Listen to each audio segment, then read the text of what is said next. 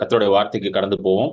2 கொரிந்தியர் 1வது அதிகாரம் 20வது வசனம். 2 Corinthians சாப்டர் 1 verse 20. அதை வாசிக்கலாம். எங்களால் தேவனுக்கு மகிமையுண்டாகும்படி தேவனுடைய வாக்குத்தத்தங்கள் எல்லாம் இயேசு கிறிஸ்துவுக்குள் ஆம் என்றும் அவருக்குள் ஆமென் என்றும் இருக்கிறதே. ஆமென். தேவனுடைய வாக்குத்தத்தங்களை குறித்து சில காரியங்களை இன்னும் வரப்போற கொஞ்சம் வாரங்கள் நம்ம பார்க்க போகிறோம். So we are going to meditate on the truths about the promises of God. Amen. So எல்லாருக்கும் தேவன் நமக்கு பர்சனலாக நிறைய வாக்குத்தத்தங்களை கொடுத்துருக்காரு. Everybody has personal promises from God. Hallelujah. இப்போ நான் உங்ககிட்ட கேட்டேன்னா, இந்த வருஷம் ஆண்டவர் உங்களுக்கு என்ன வாக்குத்தத்தம் கொடுத்தாருன்னு கேட்டேன்னா, கண்டிப்பா எல்லாருமே அட்லீஸ்ட் ஒரு வாக்குத்தத்தம் மாதிரி நீங்க சொல்வீங்க. இந்த வருஷம் ஆண்டவர் என்னோட பேசினார், ஜனவரி 1ஆம் தேதி எனக்கு ஆண்டவர் இந்த வாக்குத்தத்தத்தை கொடுத்தார், இந்த வருஷத்துக்கு வரதுக்கு முன்பதாக ஆண்டவர் எனக்கு இதை சொன்னார், இதை செய்வன் சொல்லியிருக்கிறாரு அப்படின்னு. ஸோ நம்ம எல்லாருக்குமே ஆண்டவர் வாக்குத்தத்தங்களை கொடுக்கிறார். ஹல்லேலூயா. God gives promises to every one of us. In fact, it pleases God to give us promises. முதலாவது நம்ம புரிந்து கொள்ளணும், ஆண்டவருக்கு இது ரொம்ப பிரியமா இருக்குது, விருப்பமா இருக்குது, தம்முடைய பிள்ளைகளுக்கு வாக்குத்தத்தம் கொடுப்பது. இது ரொம்ப முக்கியமான ஒரு காரியம். ஹல்லேலூயா. ஆமென். சோ பவுல் இங்க எழுதுறாரு கொரிந்து சபைக்கு, எங்களால் தேவனுக்கு மகிமை உண்டாகும்படிக்கு தேவனுடைய வாக்குத்தத்தங்கள் எல்லாம் கிறிஸ்து இயேசுவுக்குள் ஆம் என்றும் ஆமேன் என்றும். ஹல்லேலூயா. இதுல முதலாவது நம்ம பார்க்க வேண்டியது என்னதென்றால், ஆங்கிலத்துல பாருங்க, all the promises of God are yes and amen to the glory of God through us. So எல்லா வாக்கு தத்தமும் தேவனுடைய மகிமையை வெளிப்படுத்துவதற்காக கர்த்தர் நமக்கு கொடுக்கிறார். ஹல்லேலூயா. முதலாவது பிரதானமான இதான் பிரதானமான காரியம். The first thing நான் புரிஞ்சு கொண்டது இதுதான். ஆண்டவர் ஒரு வாக்கு தத்தத்தை கொடுக்கிறாருன்னா அவரோட மகிமையை வெளிப்படுத்த விரும்புகிறார். ஸோ ஆண்டவர் ஒரு காரியத்தை என் வாழ்க்கையில செய்யணுன்றாரு. Is promising that he will is going to do something. ஏதோ ஒரு காரியத்தை என் வாழ்க்கையில நிறைவேற்றணும்னு நினைக்கிறாரு, அது வாக்குத்தத்தமா கொடுக்கிறாருன்னா அதோட எண்ட் ரிசல்ட் என்னன்னு பாத்தீங்கன்னா தேவனுடைய மகிமை வெளிப்படணும். ஹல்லேலூயா. the glory of God should be manifested. அதுதான் எண்ட் ரிசல்ட். அதனாலதான் ஆண்டவர் எல்லாருக்கும், தேவன் அழைக்கிற எல்லாருக்கும் அவர் என்ன கொடுக்கிறார்? வாக்குத்தத்தங்களை அவர் கொடுத்து கொண்டிருக்கிறார். Hallelujah. Amen. So what is the greatest promise? So நான் இது குறித்து நான் அதிகமாக படிச்சு கொண்டு தியானம் பண்ணும்போது ஒரு விஷயம் எனக்கு ரொம்ப ஸ்ட்ராங்கா வந்துச்சு. What is the greatest promise? அதாவது எது ரொம்ப முக்கியமான வாக்குத்தத்தம், எது ரொம்ப எல்லா வாக்குத்தத்தத்துக்கும் பிரதானமான ஒரு வாக்குத்தத்தமா சொல்லலாம். எல்லா வாக்குத்தத்தமும் அந்த வாக்குத்தத்துக்குள்ள இருக்குது. அதாவது all promises R hidden inside that promise. அது எப்படிப்பட்ட ஒரு வாக்குத்தத்தம் என்று நீங்க பாத்தீங்கன்னா, ரோமர் எழுதின புஸ்தகத்துல பவுல் எழுதுறாரு. அதை பவுல் அதை கோட் பண்றாரு. Roman chapter 1 verse 4. இன்ஃபேக்ட் அது தமிழ்ல ரோமர் 1:4 வருது, ஆங்கிலத்துல ரோமர் 1:2 வரும். சோ 1:4 படிங்க. இயேசு கிறிஸ்துவை குறித்து தேவன் தம்முடைய தீர்க்கதரிசிகள் மூலமாய் பரிசுத்த வேதாகமங்களில் முன்னே தம்முடைய சுவிசேஷத்தை பற்றி வாக்குத்தத்தம் பண்ணினபடி கர்த்தராகிய இயேசு கிறிஸ்துவானவர். போதும். இயேசு கிறிஸ்துவை குறித்து தீர்க்கதரிசிகள் மூலமாகவும் வார்த்தையின் மூலமாகவும் முன்னே, the gospel of Jesus Christ, the gospel, சுவிசேஷத்தை வாக்குத்தத்தமாக, சுவிசேஷத்தை பற்றி வாக்குத்தத்தம் பண்ணினபடி கர்த்தராகிய இயேசு கிறிஸ்துவானவர். ஹல்லேலூயா. சுவிசேஷத்தை ஆண்டவர் ஒரு வாக்குத்தத்தமாக முதல்ல கொடுக்கிறார். ஆமென். the greatest promise is the gospel of Jesus Christ. சுவிசேஷம் தான் இருக்கிறதுல பெரிய ப்ராமிஸ். ஏன்னா சுவிசேஷத்துக்குள்ளதான் எல்லாமே வருது. எவ்ரிதிங் தட் யூ சீக், நீங்க தேடுற எல்லா காரியமும், நீங்க வாஞ்சிக்கிற எல்லா காரியமும் எதுக்குள்ள வந்ததுதான்? சுவிசேஷத்துக்குள்ள வருது. அதனாலதான் பவுல் எப்படி எழுதுறாருன்னா, அதே பவுல் என்ன சொல்றாரு பாருங்க, ரோமர் 1:16 சொல்றாரு. ரோமர் 1:16 படிங்க. கிறிஸ்துவின் சுவிசேஷத்தை குறித்து நான் வெட்கப்படேன். முன்பு யூதரிலும் பின்பு கிரேக்கரிலும் விசுவாசிக்கிறவன் எவனோ அவனுக்கு ரட்சிப்பு உண்டாவதற்கு அது தேவபலனா இருக்கிறது. ஹல்லேலூயா. பவுல் என்ன சொல்றாரு? இந்த சுவிசேஷத்தை குறித்து நான் வெட்கப்பட மாட்டேன், அது தேவ பலனாக இருக்கிறது. ரட்சிக்கப்படுறவனுக்கு அதுதான் தேவ பலன். சொல்லுங்க, ரட்சிக்கப்பட்ட எனக்கு அதுதான் தேவ பலன். Hallelujah. It is a strength for, it is a power of God to everyone who is saved. ரட்சிக்கப்பட்ட எல்லாருக்கும் ஒரு வல்லமை, ஒரு தேவ பலன் கொடுக்கப்பட்டிருக்கு. அது எதுக்குள்ள இருக்கு? சுவிசேஷத்துக்குள்ளதான் இருக்குதான். இதை குறித்து நான் வெட்கப்பட மாட்டேன் என்று சொல்றார். இது அதனாலதான் பவுல் வந்து கோட் பண்றாரு. திரும்ப வாங்க 1:4 போடுங்க, திரும்ப 1:4 போடுங்க. 1:4 என்ன சொல்றாருன்னா, இயேசு கிறிஸ்துவை குறித்து தேவன் தம்முடைய தீர்க்கதரிசிகள் மூலம், முதலாவது அந்த வாக்குத்தத்தத்தை தீர்க்கதரிசிகள் மூலமாய் பரிசுத்த வேதாமங்களில், so through the prophets, through the scriptures, through the holy scriptures. ஹalleluya. ஆங்கில பைபிள்ல வந்து பாத்தீங்கன்னா 2வது வசனத்துல வரும், 1:2ல வரும் prophets, holy scriptures. சோ வாக்குத்தத்தத்தை ரெண்டு வழியா கொடுக்கிறார் ஆண்டவர். நல்லா கவனிங்க, 2 ways, 2 வழியா ஆண்டவர் வந்து இந்த வாக்குத்தத்தம், இது வந்து இயேசுவை குறித்த வாக்குத்தத்தம், சுவிசேஷத்தை குறித்த வாக்குத்தத்தம். நல்லா புரிஞ்சுக்கணும். இது ஏதோ வந்து ரொம்ப நம்ம நினைக்கிற மாதிரி வாக்குத்தத்தம் கிடையாது. ரொம்ப ரொம்ப ரொம்ப ஹைலி இம்பார்ட்டன்ட். உலகத்தோட ரட்சிப்பே இதுக்குள்ளதான் அடங்கி இருக்குது. உலகத்தோட மீட்பே இதுக்குள்ளதான் அடங்கி இருக்கு. அப்படிப்பட்ட ஒரு வாக்குத்தத்தத்தை யார் மூலமா ஆண்டவர் கொண்டு வந்தாராம்? அதை முதல்ல வெளியே கொண்டு வராராம் தீர்க்கதரிசியின் மூலமாகவும் வேத வசனத்தின் மூலமாகவும். ஹோலி ஸ்கிரிப்சர்ஸ், ஹிஸ் ப்ராஃபட்ஸ் இன் தி ஹோலி ஸ்கிரிப்சர். 2 காரியம் புரியுதுங்களா? தீர்க்கதரிசி வார்த்தை. எத்தனை பேர் புரியுது நான் சொல்றது? ஹalleluya, glory to God. சோ அந்த கிறிஸ்துவின் சுவிசேஷம், தேவனுடைய சுவிசேஷம் தான் வந்து நமக்கு வாக்குத்தத்தமாக முதலாவது கொடுக்கப்பட்டுச்சு. அந்த சுவிசேஷத்தை அவர் ஏற்கனவே கல்வாரி சிலுவையில செய்து முடித்தார். Hallelujah. The gospel of Jesus Christ was fulfilled on the cross of Calvary. அந்த வாக்குத்தத்தத்தை அவர் கல்வாரி சிலுவையில ஏற்கனவே என்ன பண்ணிட்டாராம்? செய்து முடித்து விட்டார். இது ரொம்ப முக்கியமான ஒரு பாயிண்ட். அது இனிமேல் நிறைவேற போகிற ஒரு காரியம் கிடையாது, ஆல்ரெடி அது நிறைவேறிச்சு. சோ இத மைண்ட்ல வச்சுட்டு தான் அந்த கல்வாரி சிலுவையில அவர் ஏற்கனவே எல்லாத்தையும் செஞ்சு முடிச்சுட்டாரு, மனு குலத்திற்கு தேவையான சகலத்தையும் அவர் செய்து முடிச்சுட்டான்றத மைண்ட்ல வச்சுட்டு தான் அவர் எதை எழுதுறாருன்னா, திரும்ப நீங்க 1 கொரிந்தியர் வாங்க, 2 கொரிந்தியர் 1:20 வாங்க. திரும்ப இதை மைண்ட்ல வச்சுட்டு தான் எப்படி எழுதுறாரு பாருங்க. 2 கொரிந்தியர் 1:20.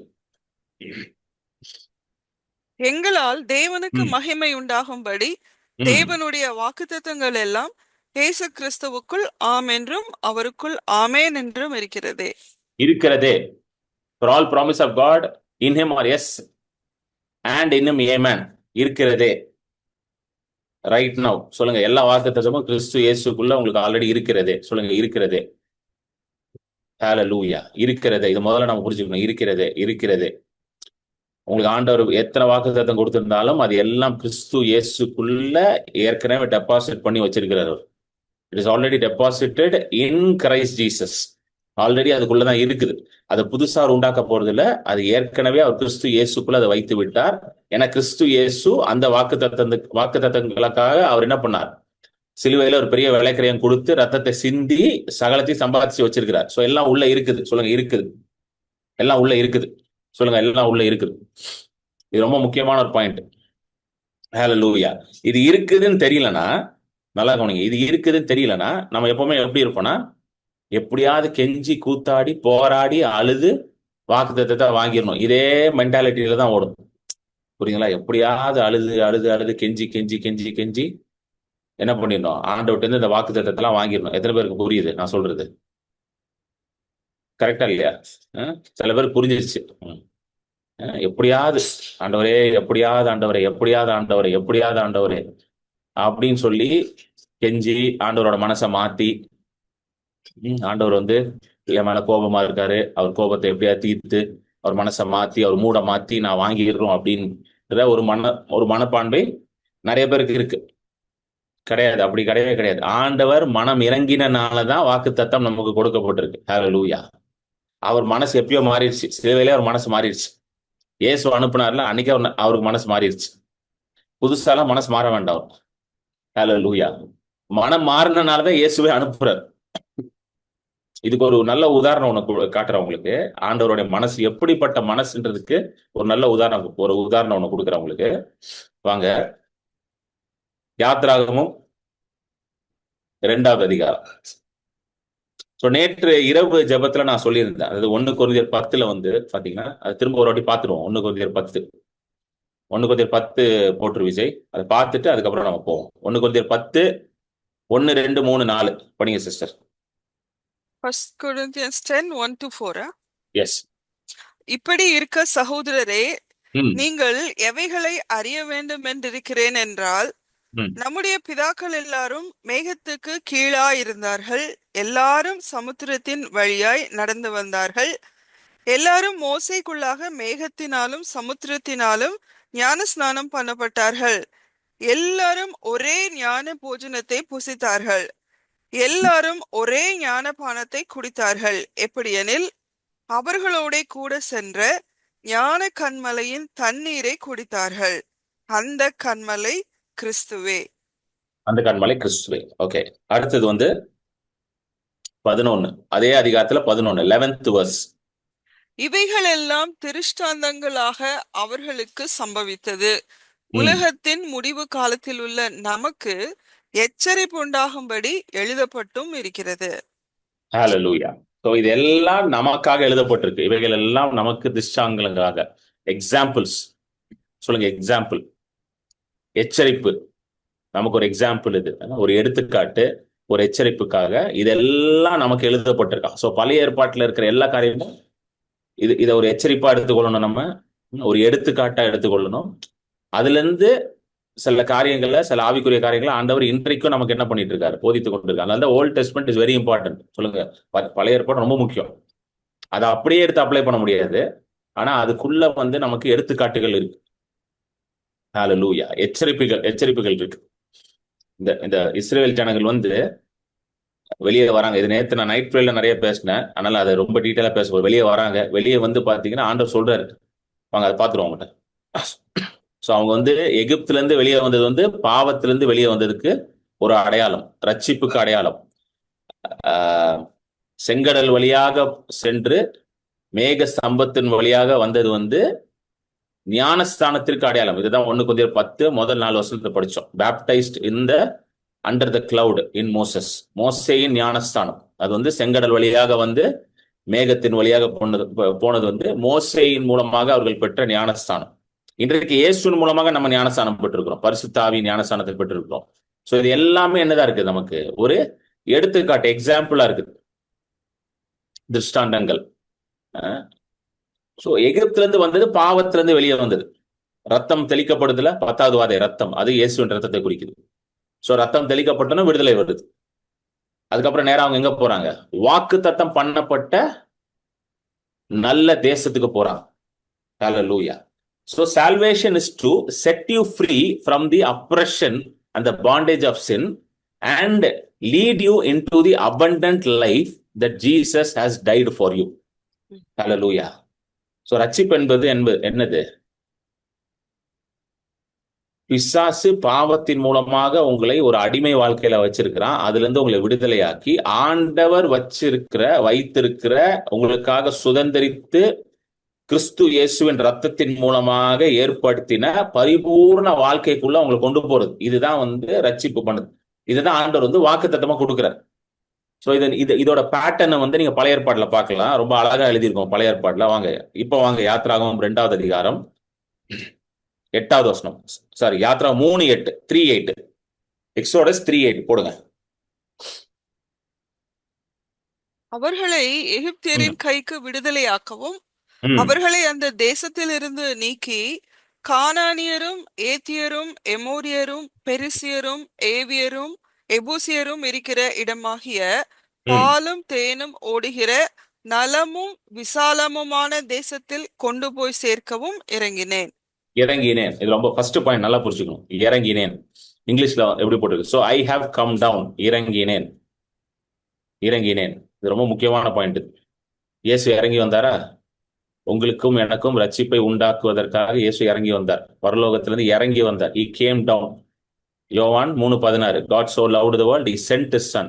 தேவன் இவ்வளவாக உலகத்தை அன்பு கூர்ந்ததுனால தன் சொந்த குமாரனை அனுப்பினார். இறங்கி வந்தார். ஹalleluya. ரட்சிப்பதற்காக இறங்கி வந்தார். ஆண்டவர் எப்படிப்பட்ட ஆண்டவர்னா, தம்முடைய பிள்ளைகளை எப்படியாவது காப்பாற்றணும்னு தம்முடைய மகிமையை விட்டுட்டு கீழே வந்தார். பிலிப்பியர்ல போட்டிருக்கு, அவர் தேவனுக்கு நிகரா இருந்ததை கொள்ளை பொருள் என்று எண்ணாமல் அதை என்ன பண்ணாராம், அதை விட்டுட்டு வெளியே வந்தாராம். அதை வாசிப்போம். இதுதான் ஆண்டவருடைய மனசுங்க. ஆண்டவருடைய மனசு வந்து இந்த உலகத்துல எந்த மனுஷனுக்கும் வராது. அதை எந்த மனுஷன்ட்டு எதிர்பார்க்க முடியாது. ஹalleluya. எத்தனை பேர் புரியுது நான் சொல்றது? ஆண்டவருடைய மனசு. அதுதான் அதுதான் நான் எல்லாத்தையும் சொல்லுவேன். நிறைய பேர் வந்து எனக்கே முந்தியெல்லாம் தோணும், என்ன அவங்க ரசிக்கப்பட்டிருக்காங்க இப்படி பிஹேவ் பண்றாங்க. எத்தனை பேருக்கு அப்படிலாம் தோணி இருக்கு? என்ன அவங்க கரெக்டா சர்ச்சுக்கு போறாங்க இப்படி பிஹேவ் பண்றாங்க, என்ன ஜபத்துக்கு ஜபம்லாம் ஜப கூட்டத்துக்குலாம் போறாங்க இப்படி பிஹேவ் பண்றாங்க, என்ன ஊழியெல்லாம் பண்றாங்க இப்படி பிஹேவ் பண்றாங்க, என்ன இவங்களாம் அப்படின்னு தோணும். அப்பதான் ஆண்டவர் சொன்னார், டேய் உன்னை யாரா அவங்கள பார்க்க சொன்னார். இப்படியே சொன்னார் ஆண்டவர். டேய் இப்படியே சொன்னாரு, டேய் உன்னை யாரா அவங்கள பார்க்க சொன்னான், மனுஷனை பார்க்கறதுக்காடா அவனைய வச்சிருக்கிறேன்னு கேட்டார். எத்தனை பேர் புரியுது நான் சொல்றது? ம். ஏன்னா நிறைய கிறிஸ்தவர்கள் வந்து மனுஷனை பார்த்து பார்த்து என்ன நினைக்கிறாங்கன்னா கிறிஸ்து, சோ ஆண்டவர் இப்படிதான் இருப்பார் போல. ஆண்டவர்லாம் அப்படி இருக்க மாட்டாருங்க. மனுஷன் பாவம், அவங்க ஏன் அப்படி இருக்காங்கன்னு நமக்கு தெரியல. அவங்களுக்கு என்ன பிரச்சனையோ, வீட்டுல என்ன பிரச்சனையோ, அஹ், அவங்களுக்கு என்ன நமக்கு நமக்கு தெரியாது. நம்ம அவர்களை பார்த்துட்டு என்ன பண்ணக்கூடாது, கிறிஸ்துவமே இப்படிதான், கிறிஸ்தவர்களே இப்படிதான், கிறிஸ்து இப்படிதான் நான் சொல்லக்கூடாது. கிறிஸ்து வேற மாதிரி சொல்லுங்க, கிறிஸ்து வேற மாதிரி. கிறிஸ்துவ பார்க்க கற்றுக்கொள்ளணும். கிறிஸ்தவர்களை பார்த்துக்கிட்டே இருந்தா கஷ்டம். புரியுதுங்களா? கிறிஸ்தவர்களை பார்த்துக்கிட்டே இருந்தா கஷ்டம். ஏன்னா கிறிஸ்தவர்கள் அப்படியும் இருப்பாங்க இப்படியும் இருப்பாங்க. கரெக்டா இல்லையா? ம். இப்ப யோசிச்சு பாருங்களேன். நான்லாம் வந்து எவ்வளவு பேரை பார்த்திருப்பேன். நான்லாம் யோசிச்சு பாருங்க. அஹ், அஹ், எவ்வளவு பேரை பார்த்திருக்கேன் தெரியுமா? அதெல்லாம் சில டைம் அழுதுருக்கா உட்காந்து, ஆண்டவரே ஏன் இப்படி ஆண்டவர் இப்படி பண்றாங்க. ஆண்டவர் சொல்லிட்டே உன்னை ஆண்டவர் வந்து சில நேரம் வந்து உரிமையோட நல்லா திட்டுவாரு, வாங்கிக்கணும். ஆண்டவர்கிட்ட திட்டு வாங்குறது தப்பே கிடையாதுங்க. நான் அதுதான் எல்லாத்தையும் சொல்லுவேன், ஆண்டவர்கிட்ட திட்டு வாங்குறது தப்பே கிடையாது. ஆண்டவர் திட்டுறாருன்னா அதை சந்தோஷமா ஏற்றுக்கொள்ளணும். ஏன்னா அவர் நேசிக்கிற பிள்ளைகளை தான் அவர் என்ன பண்ணுவாரா, டிசிப்ளின் பண்ணுவாராம். சோ ஆண்டவர்கிட்ட நல்லா திட்டுவாங்களாம், தப்பே கிடையாது, தப்பே கிடையாது. ஃபுல் உரிமை இருக்கு ஆண்டவருக்கு என்ன திட்டுறது. ஹல்லேலூயா. ஏன்னா அவர் திட்டினாதான் நமக்கு நல்லா உரைக்கும். ஆமென். சோ மணி அவங்க இப்படி பண்ணிட்டாங்க இப்படி பண்ணிட்டாங்க, பிரயோஜனமே இல்லை சொல்லி. அதை பத்தி யோசிச்சு பிரயோஜனமும் இல்லை, அதை பத்தி நினைச்சு பார்க்கறது பிரயோஜனமே கிடையாது. நம்ம டைம் தான் வேஸ்ட். ஹல்லேலூயா. ஆமென். பாருங்களேன், இது இது எந்த இடத்துல இதை சொல்றாங்கன்னா, இவனுங்க பாருங்க, இவனுங்க கொழுப்புல 400 வருஷம் அங்க போய் உட்கார்ந்துருந்தானுங்க. இது வந்து இவனுங்க அடிமையா போனது ஆண்டவருடைய சித்தமே கிடையாது. பஞ்சம் வந்து 7 வருஷம் தான். யோசேப்பு கிட்ட ஆண்டவர் சொல்றாரு, 7 வருஷம் தான் பஞ்சம். சொன்னாரா இல்லையாங்க? 7 வருஷம் செழிப்பு, 7 வருஷம் பஞ்சம். தெளிவா சொன்னாரா இல்லையா ஆண்டவர்? அப்போ 7 வருஷம் முடிஞ்ச உடனே எங்க கிளம்பணும்? திரும்ப ஊரை பார்த்து போகணும். கரெக்டா? ஆண்டவர் வாக்கு பண்ணின தேசம் கானான் தேசம் தான். முற்பிதாக்களாகிய ஆபிராம் ஈசாக்கு வாழ்ந்த தேசம் கானான் தேசம் தான். சோ ஒழுங்கா மூட்டை மூட்டை முடிச்ச கட்டிட்டு எங்க போயிருக்கணும்? அங்க கிளம்பி போயிட்டு சம்மருக்கு ஸ்கூல் லீவ் விடும் போது வந்து தம்பிய ஜோசப்ப வந்து பார்த்துட்டு போயிருக்கணும். புரியுதுங்களா? சம்மருக்கு 2 மாசம் லீவ் விடுவாங்கல்ல ஸ்கூலுக்கு, அப்ப யோசேப்பை போய் பார்த்துட்டு வரணும். பிள்ளைங்க எல்லாம் கூட்டு வாங்கடா சித்தப்பாவை போய் பார்க்கலாம்னு சொல்லி பார்த்துட்டு வந்துருக்கணும். அப்படி இருந்தா ஒழுங்கா இருந்திருக்கும் கதை. தேவையில்லாம என்ன பண்ணிட்டானுங்க, போய் டேரா போட்டானுங்க 400 வருஷம். இது யாரோட கொழுப்பு? ஆண்டவரா சொன்னாரு அங்க இருந்துட்டு. ஏன்னா தெளிவா வந்து எழுதி இருக்குது, பஞ்ச காலத்துல அவர்கள் பிழைப்பதற்காக தான் யோசேப்பை ஆண்டவர் அனுப்புறாரு. சங்கீதம் 105 எல்லாம் வந்து ரொம்ப அழகா எழுதி இருக்காது, to prepare a posterity for them during the time of famine. அதாவது வந்து பஞ்ச காலத்துல அவர்கள் பிழைப்பதற்காக ஆண்டவர் என்ன பண்றாராம், அவர்கள் அனுப்புறாராம். பாருங்க 105:16 போடுங்க. 105:16, சங்கீதம் 105:16. அவர் தேசத்திலே பஞ்சத்தை வருவித்து ஆகாரம் என்னும் ஆதரவு கோலை முற்றிலும் முறித்தார். அவர்களுக்கு முன்னாலே ஒரு புருஷனை அனுப்பினார். யோசேப்பு சிறையாக விற்கப்பட்டான். Moreover, he called for a famine in the land, he destroyed the provision, he sent a man before them. புரியுதுங்களா? அவர்களுக்கு என்ன பண்றாரா, அவர்களுக்கு முன்பதாக ஒரு புருஷனை அனுப்புறார். எதற்கு? அவர்களை இது பண்றதுக்காக, காப்பாத்துறதுக்காக. சோ நீங்க நல்லா கவனிக்கணும், யோசேப்போட வேலை வந்து பஞ்சத்துல இருந்து இவர்களை காப்பாற்றணும். அந்த வேலை யோசேப் நல்லா பார்த்துட்டாரு. இவனுங்க என்ன பண்ணி திரும்ப போயிருக்கணும். இவனுங்க கொழுப்பு அங்க உள்ள உட்காந்து அடிமையாயிட்டானு. இப்ப அடிமையான பிறகு ஆண்டவரை நோக்கி கூப்பிடுறானு. அதுவும் பாத்தீங்கன்னா ஒரு முதல் 100 வருஷம் 200 வருஷத்துல கூப்பிடல, எப்போ எல்லாம் முத்தின பிறகு கூப்பிடுறாங்க. நம்ம கூடுவோம் பாத்தீங்களா, எல்லாம் முத்தின பிறகு அப்ப கூப்பிடுறானு. புரியுதுங்களா? நான் நிறைய விசுவாசிகள்கிட்ட சொல்லுவேன் எப்பவுமே, எஸ்பெஷலி இந்த ஹீலிங் பிரேயருக்குலாம் வரங்கிட்ட சொல்லுவேன். இது ஒரு அன்பா சொல்லுவேன். நான் இதை அன்பா சொல்றேன், உங்களுக்கும் சொல்றேன். உடம்பு சரியில்லை அப்படின்னு ஸ்டார்ட் ஆகும் போதே ஆண்டவரை கூப்பிட்டுருங்க தயவு செய்து. முத்தின பிறகு கூப்பிடாதீங்க. சரிங்களா? முத்தின பிறகும் ஆண்டவர் செய்வார். ஆனா அதுக்குள்ள நம்மளுடைய விசுவாசம் எல்லாம் கலண்டு ஓடிரும் எங்கேயோ. கரெக்டா? என்னங்க? லைட்டா உடம்பு அப்படி இப்படி இருக்கும் பொழுது என்ன பண்ணிருங்க, ஆண்டவர் சுகத்தை எனக்காக ஏற்படுத்தி இருக்கிறார்ன்ற அந்த காரியங்களை எடுத்து தியானம் பண்ண ஆரம்பிச்சிருங்க. அப்படி ரொம்ப முடியல, என்ன பண்ணுன்னு தெரியலன்னா, யாராவது நல்ல சுகத்திற்காக இருக்கிற ஊழியக்காரங்களை கான்டாக்ட் பண்ணி என்ன பண்ணிருங்க, உடம்ப சரி பண்ணிக்கோங்க. ஏன்னா ஆண்டவர் அதுக்குன்னே சில பேரை வச்சிருக்கிறாருல. அவரோட சபையில வச்சிருக்கிறார், பாடி ஆஃப் கிரைஸ்ட்ல சுகத்திற்காக ஸ்பெஷலா சில பேரை வச்சிருக்கிறாரு, ஹீலிங் மினிஸ்ட்ரி பண்றதுக்குன்னு. அவங்க கான்டாக்ட் பண்ணி சுகமாயிக்கோங்க. அதை விட்டுட்டு 4 டாக்டர் 5 டாக்டர் போனோடனே 5வது டாக்டர் வந்து காட் இஸ் கிரேட்னு சொல்லுவார் பாத்தீங்களா, ஒரு டைலாக். அப்படின்னா என்ன அர்த்தம்? காட் இஸ் கிரேட்னா என்ன டைலாக்? சீக்கிரம் அந்த கிரேட் காடை நீங்க பார்க்க போறீங்கன்னு அர்த்தம். அந்த டைலாக கேட்ட பிறகு ஐயா காப்பாத்துங்க ஐயான்னு ஓடி, அதுதான் எல்லாத்தையும் சொல்லுவோம். லைட்டா ஸ்டார்ட் ஆகும்போது என்ன பண்ணிருங்க, ஆண்டவர்கிட்ட ஓடிடுங்க. ஓடிட்டீங்கன்னா பிரச்சனை சீக்கிரம் சால்வ் ஆயிடும். ஏன்னா நமக்கும் வந்து விசுவாசம் வந்து தாங்காது. ஒரு டாக்டர்கிட்ட போன உடனே விசுவாசம் அவுட் ஆயிரும். ஏன்னா அவங்க ஃபுல்லா மெடிக்கலா பேசுவாங்க, நேச்சுரலா பேசுவாங்க. கேட்க கேட்க என்ன ஆகும், எல்லா விசுவாசமும் போயிடும். என்னைக்காவது டாக்டர் வந்து விசுவாசத்துல பேசியிருக்காரா? எந்த டாக்டர் விசுவாசத்துல பேசி பாத்துருக்கீங்களா? கண்டிப்பா நீங்க சரியா இருவீங்க, 100% சரியா. ஒரு டாக்டரும் சொல்ல மாட்டாங்க, ஒரு டாக்டர் சொல்ல மாட்டாங்க. ஏன்னா அவங்களுக்கே தெரியாது பாவம். அதனால அவங்களெல்லாம் குற்றம் சொல்லி தப்பு கிடையாது, அவங்க தெரிஞ்சாதானே சொல்லுவாங்க. அதனால அவங்க யாருமே அப்படி சொல்ல மாட்டாங்க. நாங்க செய்யறது செய்யறோம், காட் இஸ் கிரேட்ன்றவாங்க. அப்படின்னா சீக்கிரம் காடு கிட்ட போங்கன்னு அர்த்தம். புரியுதுங்களா? சோ இவனுங்க 400 வருஷம் வந்து கொழுப்புக்கு திரும்ப போட்டுரு விஜய், யாத்ராகமம் 3:8, 400 வருஷம் கொழுப்புக்கு உட்காந்துருக்கானுங்க. கொழுப்புக்கு உட்கார்ந்துட்டு ஆண்டவரை நோக்கி கதறானுங்க. அப்ப ஆண்டவர் பாருங்க எவ்வளவு அருமையா, இதுதான் எனக்கு ஆண்டவர் ரொம்ப பிடிக்குங்க. நம்ம என்னதான் கொழுப்புத்தனம் பண்ணாலும் திமிருத்தனம் பண்ணாலும் அவர் நம்ம கைவிட மாட்டார். இதுதான் நம்மளுடைய தேவன். ஹalleluya, ஹalleluya. எத்தனை பேர் நம்புறீங்க என்ன கைவிட மாட்டார்? ஆமென். எனக்கு சொன்னதை அவர் நிறைவேற்றுவார். ஹalleluya. 7வது வசனம் படிங்களேன், 7th verse. அதே அதிகாரத்துல 7 படிக்க sister. 3:7. அப்பொழுது கர்த்தர் எகிப்தில் இருக்கிற என் ஜனத்தின் உபத்திரவத்தை நான் பார்க்கவே பார்த்து ம், ஆளோட்டிகளின் நிமித்தம் அவர்கள் இடுகிற கூக்குரலை கேட்டேன். ம். அவர்கள் படுகிற வேதனைகளையும் அறிந்திருக்கிறேன். ஆஹ், கூக்குரலை கேட்டேன். I heard the cries of my people. Hallelujah. I saw the oppression and the cries of my people. அதை கேட்டுட்டு ஆண்டவர் வந்து இறங்கி வராராம். அடுத்த வருஷம் 8வது வசனம் ரொம்ப அழகா, 8வது வசனம் ஸ்டார்ட் ஆகும் போதே ரொம்ப அழகா ஸ்டார்ட் ஆகுது. இங்கிலீஷ்ல வந்து ரொம்ப அழகா வருது. So I have come down. தமிழ்ல வந்து இந்த மொழிபெயர்ப்புல வந்து நிறைய விஷயத்தை தூக்கி பின்னாடி போட்டுறாங்க. அது எனக்கு அந்த அளவுக்கு பிடிக்க மாட்டேங்குது. இங்கிலீஷ்ல கரெக்டா பாருங்க, கேட்ட உடனே இறங்கி வந்துட்டார். என்னையா பிரச்சனை?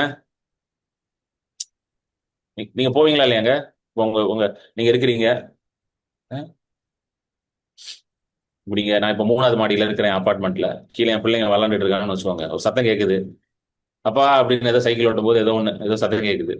உடனே நான் என்ன பண்ணுவேன், 3வது மாடியில இருந்தே எட்டி பார்த்துலாம் கேட்க மாட்டேன், கடகடன்னு இறங்கி கீழே ஓடிடுவேன். என்னாச்சு பாப்பா, வாட் ஹேப்பன்? சோ இதுதான் நம்முடைய தேவன். நம்மளே இவ்வளவு பதறி பிள்ளைகளுக்காக ஓடும் பொழுது கர்த்தர் எப்படி வராம இருப்பார்? ஹalleluya. கர்த்தர் எப்படி நியாயம் செய்யாமல் இருப்பார்? ஹalleluya. சொல்லுங்க, கர்த்தர் சீக்கிரம் நியாயம் செய்வார். ஆமென். ஏசாயா தீர்க்கதரிசி இதுதான் எழுதுறாரு. இயேசு கிறிஸ்து அஹ், இயேசு கிறிஸ்து வந்து வாக்குத்தத்தம் பண்ணப்பட்ட ஒரு மேசியா. he was a promised messiah. பாருங்க, எல்லாமே வேதத்துல வாக்குத்தத்தம் பண்ணப்பட்டு அதற்கப்புறம் நிறைவேறினது தான். Everything in the scriptures was promised and then it was fulfilled. சொல்லுங்க, வாக்குத்தத்தம் அதுக்கப்புறம் நிறைவேறுதல். இப்படிதான் ஆண்டவருடைய பேட்டர்னே, இப்படிதான் ஆண்டவருடைய ஆபரேஷன் இப்படிதான் இருக்கும். ஆண்டவர் இப்படிதான் வேலை செய்வார், வாக்குத்தத்தம் அப்புறம் நிறைவேறுதல், promise and then fulfilment. So ஏசாயா தீர்க்கதரிசி வந்து இயேசு கிறிஸ்துவை குறித்து ஒரு அருமையான ஒரு வாக்குத்தத்தத்தை கொடுக்குறாரு. ஏசாயா புஸ்தகம் ஃபுல்லாவே வந்து நிறைய மெசியானிக் ப்ராமிசஸ் தான் இருக்கு, மேசியா குறித்த வாக்குத்தத்தம் தான்.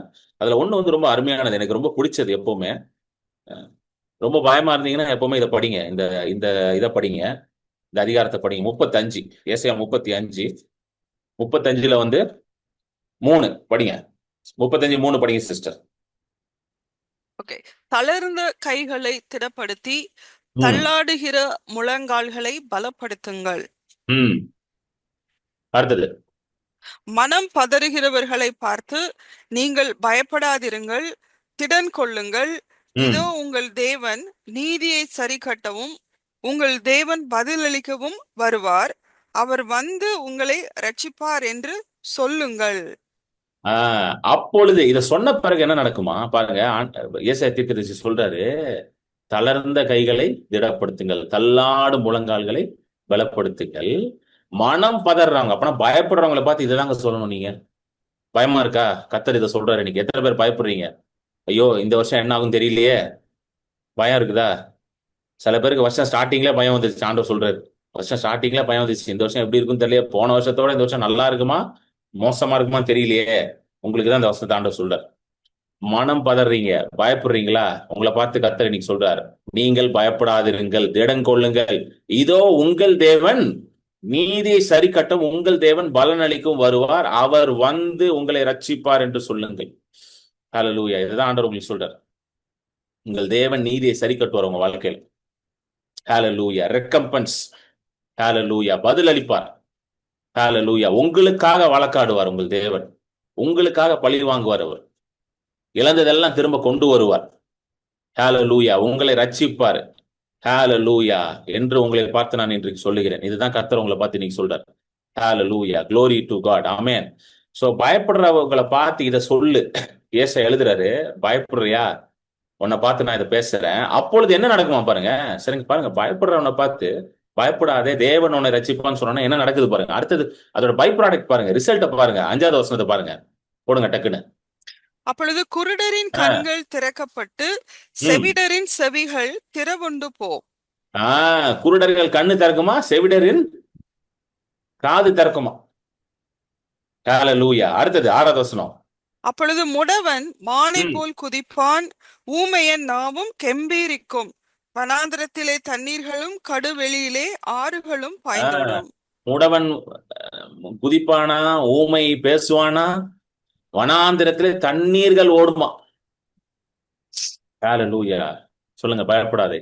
நான் சொல்றேன் இன்னைக்கு உங்களை பார்த்து, கர்த்தருடைய மனுஷனாக உங்களை பார்த்து சொல்றேன், பயப்படாதீங்க, பயப்படாதீங்க. கர்த்தர் நீதியை சரி கட்டுவார் உங்க வாழ்க்கையில்.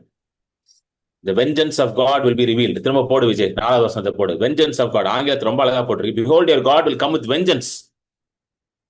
நீதியை சரி கட்டவும் உங்கள் தேவன் பலன் அளிக்கவும். வெஞ்சன்ஸ், வெஞ்சன்ஸ்னா பழி வாங்குவார்னு அர்த்தம். அது இங்கிலீஷ்ல வந்து அந்த அளவுக்கு போடல, அதை தமிழ்ல அந்த அளவுக்கு கொண்டு வரல. சும்மா நீதியை சரி கட்டுவார் தான் வருது.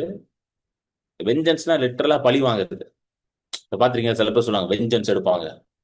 பழி வாங்குவார், உங்களுக்காக பழி வாங்குவார். விட்டுற மாட்டாருங்க ஆண்டவர் உங்களை. நீ நினைக்கிறீங்களா விட்டுருவாரு உங்கள்ட்டு? அப்படியே விட்டுருவாரா? அவர் அன்பின் தேவன். அப்படியே விட்டுருவாரு அவரு? கிடையாது. புதிய ஏற்பாட்டுல எடுத்து படிச்சு பாருங்க, ஆண்டவர் எப்படி வேலை செய்யறாருன்னு. அப்போஸ்தலர் நடபடிகள் எடுத்து படிச்சு பாருங்க, ஆதி திருச்சபைக்காக எப்படிலாம் வேலை செய்தார் அப்படின்ட்டு. ஹalleluya. God will fight for you. ஹalleluya. உங்களுக்காக அவர் பழி வாங்குவார், எல்லாவற்றையும் திரும்ப கொண்டு வருவார், பதில் அளிப்பாராம். அதுதான் ரிகம்பன்ஸ். ரிகம்பன்ஸ் அப்படின்னா காம்பன்சேஷன், ரீகாம்பன்சேஷன். காம்பன்சேஷன் அதுதான் ரிகம்பன்ஸ். ரீகாம்பன்சேஷன் அப்படின்னா திரும்ப எல்லாத்தையும் கொடுப்பார். ஹalleluya. ஆமென். இததான் ஆண்டவர் வாக்கு பண்றார்.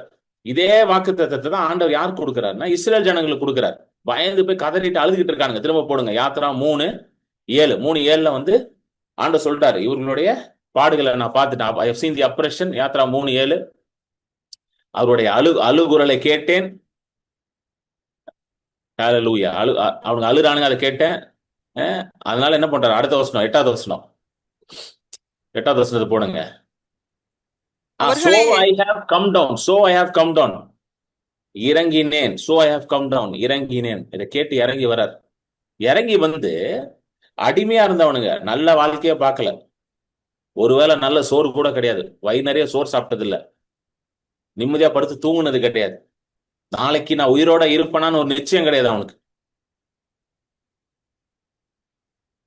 ரோட்ல நல்லா கவனிங்க. நம்ம ரோட்ல அப்படியே போயிட்டு இருக்கும்போது சில பேர் நம்மகிட்ட வந்து காசு கேட்பாங்கல்ல, இந்த சிக்னல் அதெல்லாம் கேட்பாங்க, பிச்சை எடுப்பாங்கல்ல. கவனிச்சிருக்கீங்களா? மேக்சிமம் எவ்வளவு போட்டிருப்பீங்க? நீங்க யோசிச்சு பாருங்களேன். மேக்சிமம் எவ்வளவு போட்டிருப்பீங்க? 10 ரூபா, 20 ரூபா, 50 ரூபா, 100 ரூபா, அவ்வளவுதான் போட்டிருப்போம் மேக்சிமம்.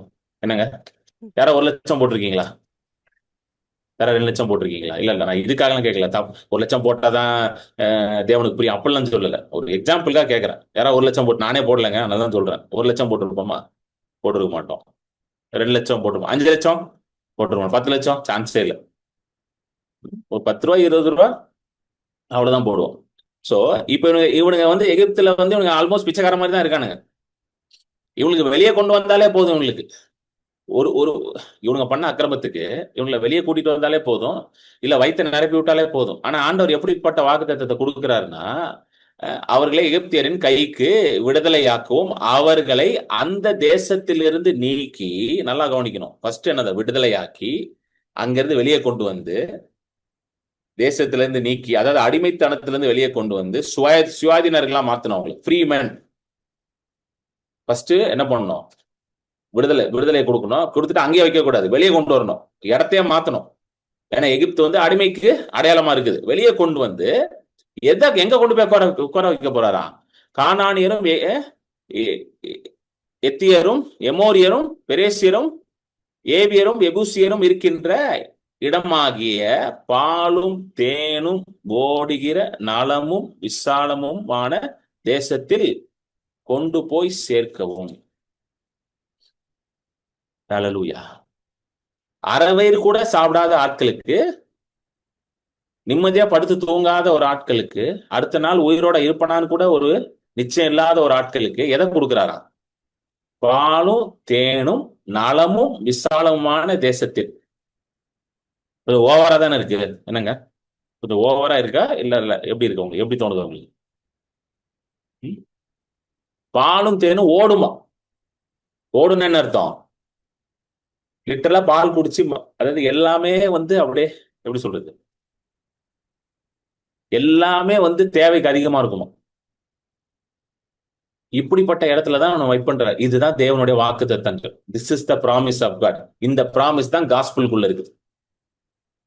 ஹல்லேலூயா. இதுல ரொம்ப வந்து முக்கியமான பாயிண்ட் என்னன்னா, இதையெல்லாம் ஏற்கனவே ஒருத்த அனுபவிச்சுட்டு இருக்கான். யாரு? கானானியர்,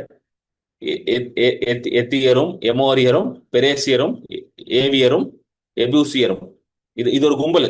இந்த கும்பல் ஏற்கனவே இதெல்லாம் என்ன பண்ணி அனுபவிச்சுட்டு இருக்கு. அவனெல்லாம் துரத்தி விட்டு அவங்க உட்கார வைப்பன்றார் ஆண்டவர். ஏன்னா அவனுங்கெல்லாம் தேவனுக்கு புறம்பானவர்கள். தேவன் அருவருக்கத்தக்க ஒரு மக்கள், அவர்கள் பாவத்துல வாழ்ற ஒரு மக்கள். அவங்கள துரத்திட்டு அங்க உட்கார வைப்பன்றாரு. ஏன் அவனை துரத்திட்டு உட்கார வைப்பனா? அவனுக்கு ஏற்கனவே எல்லாத்தையும் உனக்கு ரெடி பண்ணி வச்சிருப்பானுங்க, ப்ரிப்பேர் பண்ணி வச்சிருப்பாங்க. எல்லா பட்டணங்கள் எல்லாம் எழுப்பி வச்சிருப்பாங்க, தோட்டங்கள் எல்லாத்தையும் அவர்கள் நாட்டி வச்சிருப்பாங்களாம். ஆண்டவர் சொல்றாரு, வீடுகளை கட்டி வச்சிருப்பான். அந்த வாக்கு தத்தம் இப்ப புரியுது. அந்த வாக்கு தத்தம், கட்டாத வீடுகளில் குடியிருப்பாய், நடாத திராட்சை தோட்டத்தில் கனிகள் புசிப்பாய். அது என்ன? இதான் அர்த்தம். எல்லாம் ரெடியா இருக்கும், அங்க போய் நீ ஜமான் உட்காந்துப்ப. இதுதான் காஸ்பிள், இதுதான் சுவிசேஷம். ஹல்லேலூயா. புரியுதுங்களா? எல்லாமே ரெடியா கிறிஸ்து உங்களுக்காக செய்து வச்சிருக்கிறார். விசுவாசத்தினால நம்ம அதை போய் என்ன பண்ணணும்? சுதந்திரித்துக் கொள்ளும். ஆண்டவருடைய வாக்குத்தத்தம் எல்லாமே வந்து உங்களுடைய சிந்தைக்கும் உங்களுடைய புரிதலுக்கும் மேலாக தான் இருக்கும். இது உங்களுக்கு புரியவே புரியாது, உங்களால அதை யோசிக்கவே முடியாது. இது எப்படி நடக்கும் நீங்க நினைச்சு மண்டையை போட்டு உடைச்சிங்கன்னா அப்பவும் புரியாது. எப்படி எப்படி ஆண்டவரே நடக்கும்னு கேட்டாலும் உங்களுக்கு புரியாது. யோசிச்சு பாருங்களேன். இவனுங்க எந்த நிலைமையில இருக்காங்க? இவனுங்கிட்ட வந்து பாலும் தேனும் ஓடும்னா அவனுக்கு சொல்லி யோசிச்சுப்பாங்க, பாலா தேனா, இதெல்லாம் நாங்க பார்த்ததே இல்லையே அப்படின்னு நினைச்சிருப்பானுங்க. பாலும் பார்த்தது இல்லை, தேனையும் பார்த்தது இல்லை, அது ஓடுமா? அப்படியா? இது புரியாததுனாலதான் அவனுங்க வனாந்திரத்துல ஃபுல்லா முணங்கிட்டே வந்தானுங்க. இப்ப புரியுதுங்களா ஏன் முணங்கினானுங்கன்ட்டு? ஏன்னா பாலையும் பார்த்தது இல்லை, தேனையும் பார்த்தது இல்லை. ஆனால் வனாந்திரத்துல என்ன முணங்கினானுங்க? நாங்க எகிப்துல வெள்ளை பூண்டு சாப்பிட்டோம், வெங்காயம் சாப்பிட்டோம். ரொம்ப முக்கியம் வெள்ளை பூண்டு வெங்காயம். வெள்ளை பூண்டு வெங்காயம், வேற என்ன சாப்பிட்டானுங்க? இந்த மாதிரி எல்லாம் இதெல்லாம் சாப்பிட்டோம், எங்களை இங்க கொண்டு வந்து வைத்திட்டீரே அப்படின்னு சொல்லி புலம்பிக்கிட்டே வந்தாங்க. ஆனா அவர் வந்து வேற லாங்குவேஜ் பேசுறாரு ஆண்டவர். ஹல்லேலூயா. ஆமென். உங்களுடைய மைண்டை வந்து உங்க மைண்டுக்கு நிறைய நேரம் புரியாது. ஆண்டவர் சொல்றது வந்து உங்க மைண்டுக்கு புரியவே புரியாது. எனக்குலாம் நிறைய நேரம் ஒண்ணுமே புரியாது. என்னடா ஆண்டவர் இப்பெல்லாம் பேசுறாரு என்ன யோசிச்சுட்டே இருக்கும். ஆனா புரியவே மாட்டேங்குது. ஆனா வாக்குத்தத்தத்தை வந்து மைண்டுனால புரிஞ்சுக்க முடியாது, இருதயத்தினால அதை புரிஞ்சுக்கொள்ளும். அது இருதயத்தை சார்ந்தது. It is a heart matter, it is not a mind matter. It is basically a your heart connecting with God's heart. தேவனுடைய இருதயம் உங்க இருதயம் கனெக்ட் ஆகும்போது தான் வாக்கு தத்தம்லாம் நிறைவேறதுக்கான அந்த சாத்தியம் உண்டாகுது. நீங்க உட்காந்து யோசிச்சு பாத்தீங்கன்னா ஒண்ணுமே புரியாது, இதெல்லாம் எப்படி நடக்கும் அப்படின்ட்டு. இன்னொன்று, வாக்கு தத்தங்கள் எல்லாமே வந்து அன்ரீசனபிளா தான் இருக்கும். அன்ரீசனபிள்னா என்னது?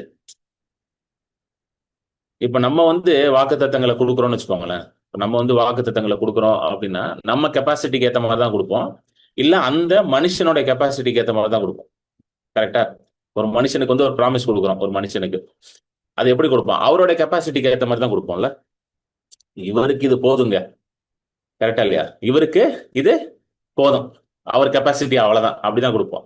ஆண்டவர் வந்து பாத்தீங்கன்னா வாக்குத்தத்தம் கொடுக்கும் போது நம்ம கெப்பாசிட்டியை வச்சு வாக்குத்தத்தம் கொடுக்க மாட்டாரு, அவர் கெப்பாசிட்டியை வச்சுதான் வாக்குத்தத்தம் கொடுப்பாரு. ஹல்லேலூயா. எத்தனை பேர் புரியுது? அவருடைய லெவலுக்கு தான் அவருடைய வாக்குத்தத்தம் இருக்கும், நம்ம லெவலுக்குலாம் அவர் கொடுக்க மாட்டார். புரியுதுங்களா உங்களுக்கு? இப்போ நம்ம லெவலுக்கு அவர் வாக்குத்தத்தம் கொடுக்கணும்னு வச்சுக்கோங்களேன், பாலும் தேனெல்லாம் கொடுக்க தேவையில்ல. டெய்லி 1/2 லிட்டர் பேக்கெட் பால் போதும் நமக்கு. அதுல கொஞ்சம் தண்ணியை ஊத்தி காய்ச்சி குடிச்சிக்கலாம், போதும். அப்படிதான் நிறைய பேர் குடிச்சுக்கிட்டு இருக்கோம் இன்னும். கரெக்டா? 1/2 லிட்டர் வாங்கி அதுல 1/2 லிட்டர் தண்ணியை ஊத்தி காய்ச்சிதான் பாதி பேர் வண்டி ஓடிக்கிட்டு இருக்கு. நம்ம லெவல் அவ்வளவுதான். ஆனா ஆண்டவர்லாம் அப்படி சொல்ல மாட்டார். நீங்க பாலை கேட்டா அவர் மாடை கொடுக்குறேன்னு வருவார். புரியுதுங்களா? நீங்க வந்து ஆண்டவரே 1/2 லிட்டர் பாலை கொடுங்கன்னு கேட்பீங்க, அவர் நான் மாடையே தரணும். நீங்க யோசிப்பீங்க, மாடு எதுக்கு ஆண்டவரே எனக்குன்ட்டு. இல்லப்பா, நீ உனக்கு நான் மாடு தான் ஏன் தருவேன்ட்டு. இதுதான் ஆண்டவர். ஆமென். ஏன் அவர் லெவலுக்கு வாக்குத்தத்தம் கொடுக்கிறார் என்றால், அந்த வாக்குத்தத்தை நிறைவேறும் போது, நல்லா கவனிங்க, இதான் ரொம்ப முக்கியமான பாயிண்ட். அந்த வாக்கு தத்தத்தை நிறைவேற்றும் பொழுது, அந்த வாக்கு தத்தத்தை நீங்க அனுபவிக்கும் போது 1% கூட உங்களுக்கு இது என்னுடைய பலத்தினால உண்டாச்சுன்ற அந்த நம்பிக்கை வராமல், இது கர்த்தரால உண்டானது, it is for the glory of God, கர்த்தருடைய மகிமை அங்க வெளிப்படணும், அதனாலதான் அவர் அவ்வளவு பெருசா கொடுக்கிறார். Hallelujah. Every promise of God is to reveal the glory of God. எல்லா வாக்கு தத்தமும் அவருடைய மகிமையை வெளிப்படுத்தணும். அதனாலதான் அதெல்லாம் ரொம்ப பெருசா இருக்கு. அது நடக்கும் பொழுது நீங்க கண்டிப்பா என்ன தெரியுமா சொல்லுவீங்க? இதுக்கு நிச்சயமா என்னால இல்லைங்க. எத்தனை பேருக்கு இது புரியுது? இப்படிப்பட்ட காரியம் என்னால நடக்க சான்ஸே கிடையாதுங்க. இது நிச்சயமா கர்த்தரால தான், இது கர்த்தரால் உண்டானதுன்னு அடிச்சு சொல்லுவீங்க நீங்க. ஹல்லேலூயா. அதனாலதான் அவர் அவ்வளவு பெருசா வாக்குத்தத்தத்தை கொடுக்கிறார். ஆமென். இப்போ புரியுதுங்களா உங்களுக்கு? ஏன் அவ்வளவு பெருசா கொடுக்கிறார் வாக்குத்தத்தம்க்கு? ஹல்லேலூயா. சோ வாக்கு தத்தங்களை பார்த்து முதல்ல நம்ம என்ன செய்யணும்னா, வாக்கு தத்தங்களை பார்த்து சந்தோஷப்படணும். ஆண்டவர் எனக்கு வாக்கு தத்தத்தை கொடுத்திருக்கான்னு சந்தோஷப்படுது. ஹல்லேலூயா. சந்தோஷப்படும் பொழுது நீங்க அந்த வாக்கு தத்தத்தை ரிசீவ் பண்றீங்க. when you are happy, when you are joyful, you receive the promises. முதல்ல அதை ரிசீவ் பண்ணணும், சந்தோஷமா அதை பெற்றுக்கொள்ளணும். ஆண்டவரே இது எனக்கு தான். ஹல்லேலூயா. rather than questioning the promise, இது எப்படி நடக்கும்னு கேள்வி கேட்காம, ஆண்டவரே நிச்சயமா அதை நீங்க செய்வீங்க ஆண்டவரே, எவ்வளவு பெரிய வாக்கு தத்துவம், அதனால நிச்சயமா நீங்க செய்ய போறீங்க ஆண்டவரே அப்படின்னு நீங்க வாயை திறந்து அதை சொல்லும் பொழுது, நீங்க விசுவாசத்தினால நீங்க அதை அங்கீகரிக்க ஆரம்பிக்கிறீங்க. You are acknowledging it by faith. நிச்சயமா இதை நீங்க தான் செய்ய போறீங்க ஆண்டவரே, இது என்னால நடக்க சான்ஸே இல்லை ஆண்டவரே, நிச்சயமா இதை நீங்க தான் செய்ய போறீங்க, ஆகையால் நான் இதை சந்தோஷமா ஏற்றுக்கொள்கிறேன் ஆண்டவரே நீங்க சொன்னீங்கன்னு வச்சுக்கோங்களேன். அது நீங்க என்ன பண்ணிட்டீங்க? அக்னாலஜ் பண்ணிட்டீங்க. இதுதான் நீங்க முதல்ல பண்ணணும். Acknowledging it by faith. சொல்லுங்க, அக்னாலஜிங் இட் பை ஃபெய்த். இந்த வாக்கு தத்துவம், இந்த யாத்திரா 3:8 இருக்கு பாத்தீங்களா, இதை வந்து இஸ்ரேல் ஜனங்களுக்கு ஆண்டவர் சொல்றாரு. இதை ஒரு பயிலும் ஏத்துக்கொள்ளல, ரெண்டு பேர் தான் அக்னாலேஜ் பண்ணானுங்க, யோசுவா கேலப். இவங்க 2 பேர் மட்டும் தான் அக்னாலேஜ் பண்ணாங்க. வெறும் அக்னாலேஜ் தாங்க பண்ணாங்க. அக்னாலேஜ் என்னது? ஏற்றுக்கொண்டார்கள், அதை ரிசீவ் பண்ணார்கள், அதுக்கு ஆமேன்னு சொன்னார்கள். பாருங்க, இதுதானே பவுல் சொல்றாரு 2 கொரிந்தியர் 1:20, ஆமென்றும் ஆமேன் என்றும். வெறும் ஆமேன் தான் சொன்னானுங்க அவனுக்கு, அதுக்கு மேல அவனுக்கு எதுவுமே பண்ணல. ஆமேன் சொன்னதுக்கே அவனுக்கு எங்க போயிட்டானுங்க? கானான் தேசத்துக்குள்ள போயிட்டானுங்க. வெறும் ஆமேன் சொன்னதுக்கு கானான் தேசத்துக்கு கொண்டு போயிட்டாருங்க ஆண்டவர் அவரை. அழுதானுங்க பாத்தீங்களா உட்காந்து, ஓன்னு ஒப்பாரி வச்சு, ஒரு பயலும் போல. வெறும் ஆமே அதான போட்டிருக்கு, எங்களால் தேவனுக்கு மகிமை உண்டாகும்படி தேவனுடைய வாக்குத்தத்தங்கள் எல்லாம் கிறிஸ்து இயேசுக்குள் ஆம் என்றும் அவருக்குள் ஆமேன் என்றும் இருக்கிறது. சோ முதல் ஸ்டெப், முதல்ல ஆமேன் சொல்ல பழகிக்கோங்க. வாக்குத்தத்தம் ஆமேன், ஒவ்வொரு நாளும் ஆமேன் சொல்லுங்க. நான் வாளாகாமல் தலையா இருப்பேன், ஆமேன். நான் கீழாகாமல் மேலாக இருப்பேன். ஆமேன். ஆஸ்தியும் அந்தஸ்தும் ஐஸ்வர்யம் என் வீட்டில் வந்து தங்கும். ஆமேன். போகிலும் ஆசீர்வாதமா இருப்பேன், வருகையிலும் ஆசீர்வாதமா இருப்பேன். ஆமேன். முதல்ல ஆமேன் சொல்லுங்க. ஆமேன். நீங்க நினைக்கலாம், இது எதுவுமே என் லைஃப்ல இப்ப இல்லையே பிரதர், இது எதுவுமே நான் பார்க்கலையே. முதல்ல ஆமேன் சொல்லுங்க. நீங்க ஆமேன் சொன்னீங்கன்னா ஆண்டவர் வேலை செய்ய ஆரம்பிப்பார். யோசுவா காலேப் வந்து இன்னும் வனாந்திரத்துல தான் இருக்கிறானுங்க, இன்னும் என் கானான் தேசத்துக்கு போல அங்கேயே தான் இருக்கிறானுங்க. எல்லாரும் அழுதுகிட்டு இருக்கானுங்க, ஆனா அவனுக்கு மட்டும் ஆமேன்னு சொல்றானுங்க. I am sure they didn't have a clue of how they are going to inherit the promises. நிச்சயமா அவர்களுக்கு எந்த ஒரு க்ளூ இருந்திருக்காது, எந்த ஒரு ஒரு பெரிய அறிவு இருந்திருக்காது, இது எப்படி நடக்க போகுது, இது எப்படி சுதந்திரத்துக்கு. ஆனா ஜஸ்ட் ஆமேன்னு தான் சொல்றானுங்க அவனுக்கு. கரெக்டா என்னாகமத்துல வருது இல்ல, அந்த ஃபேமஸான பேசேஜ். இப்ப அந்த அழுவானுகள் எல்லாம் ஒற்றர்கள் போவாங்கல்ல, 7 ஒற்றர்கள், 11 ஒற்றர்கள், சாரி 13. என்னாமம் 13ல பாருங்க, 30. என்னாமம் 13:30. அப்பொழுது காலேப் மோசேக்கு முன்பாக ஜனங்களை அமர்த்தி, நாம் உடனே போய் அதை சுதந்திரித்துக் கொள்வோம், நாம் அதை எளிதாய் ஜெயித்துக் கொள்ளலாம் என்றான். அவ்வளவுதாங்க சொன்னானுங்க. இதான் ஆமேன் சொல்லுங்க. இதுக்கு பேர் தான் ஆமேன். உடனே போய் சுதந்திரத்துக் கொள்வோம், எளிதாய் ஜெயிப்போம்.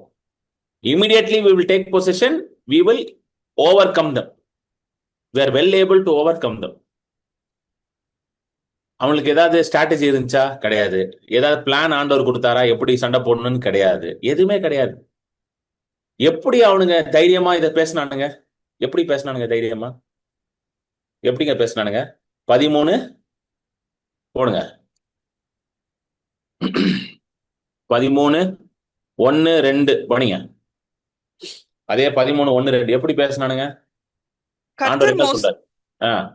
கர்த்தர் மோசேயை நோக்கி, நான் இஸ்ரவேல் புத்திரருக்கு கொடுக்கும் கானான் தேசத்தை சுற்றி பார்ப்பதற்கு நீ மனிதரை அனுப்பு, ஒவ்வொரு பிதாக்களின் கோத்திரத்திலும் ஒவ்வொரு பிரபுவாகிய புருஷனை அனுப்ப வேண்டும் என்றார். அவ்வளவுதான். இதுக்குதான் ஆமென் சொன்னானுங்க. கர்த்தர் என்ன சொல்றாரு? இஸ்ரவேல் புத்திரருக்கு கொடுக்கும் கானான் தேசத்தை சுற்றி பார். அவ்வளவுதான். கொடுக்கும். Send men to spy out the land of Canaan which I am giving. ஆண்டவர் சொல்லிட்டாரு, கிவிங், கொடுக்கும் சொல்லிட்டாரு, முடிஞ்சிருச்சு.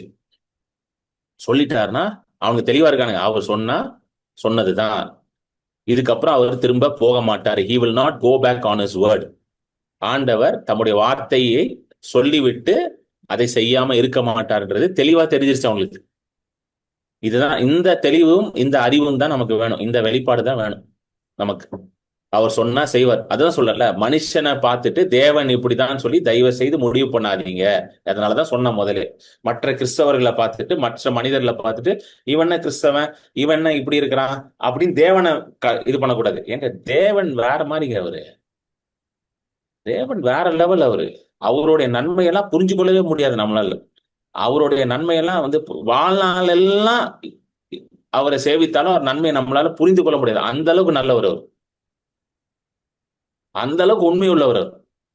He is so good. Hallelujah. Amen. He is so faithful. We cannot comprehend his faithfulness.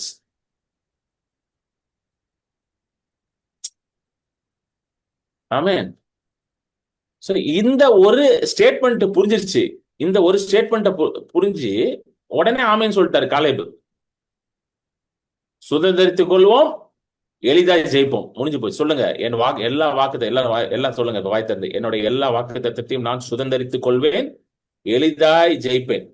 எல்லா வாயில திறந்து சொல்லுங்க. I will possess all my promises, I will overcome all my enemies. ஏன்னா வாக்கு பண்ணினவர் கர்த்தர், வாக்கை கொடுத்தவர் கர்த்தர். ஹல்லேலூயா. அவர் சொன்னதுனால உங்களால் அதை சுதந்திரித்துக் கொள்ள முடியும். அவர் சொன்னதுனால உங்களால ஜெயிக்க முடியும். Amen. Glory to God. You should always understand the promiser is greater than the promise. So your eyes should always be on the promiser, on the faithfulness of the promiser. அதாவது வாக்கு பண்ணினவர் வாக்கை விட பெரியவர். உங்களுடைய கண்கள் எப்பொழுதும் அந்த வாக்கு பண்ணினவர் மேல இருக்கணும். அவர் எவ்வளவு உண்மையுள்ளவர் என்பதன் மேல உங்க கண்கள் இருக்கும் பொழுது வாக்கு தத்தத்தை நீங்கள் சுதந்திரித்துக் கொள்ள முடியும். ஹalleluya. வாக்கு தத்தத்தையே பார்த்துட்டு இருந்தீங்கன்னு வச்சுக்கோங்களேன், கொஞ்சம் கஷ்டமாயிடும். இது இது ஒரு பிரச்சனை இருக்கு. வாக்கு தத்தத்தையே பார்த்துட்டு இருந்தோம்னு வச்சுக்கோங்களேன், அதாவது வந்து வாக்கு தத்தத்தை பார்க்க கூடாதுன்னு சொல்லல. It doesn't mean that you should not see the promises. சில நேரம் வாக்கு தத்தத்தையே பார்க்கும் பொழுது இம்பாசிபிள்னு தோணும். எத்தனை பேருக்கு அப்படி தோணி இருக்கு? எனக்கெல்லாம் தோணி இருக்கு. என்ன இவ்வளவு பெருசா இருக்கே, இது எப்படா நடக்கும்? எத்தனை பேருக்கு தோணி இருக்குங்க அது? நம்ம அம்ஜிகரையே போனது இல்ல, அமெரிக்கா போவோம்னு சொல்றாரு, எப்படா போவோம்? தோணி இருக்கா இல்லையா? இல்ல எனக்கு மட்டும் தான் தோணுதா இதெல்லாம்? உங்களுக்கு எல்லாம் தோணாதுன்னு நினைக்கிறேன். நீங்களா பரிசுத்தவான்கள்.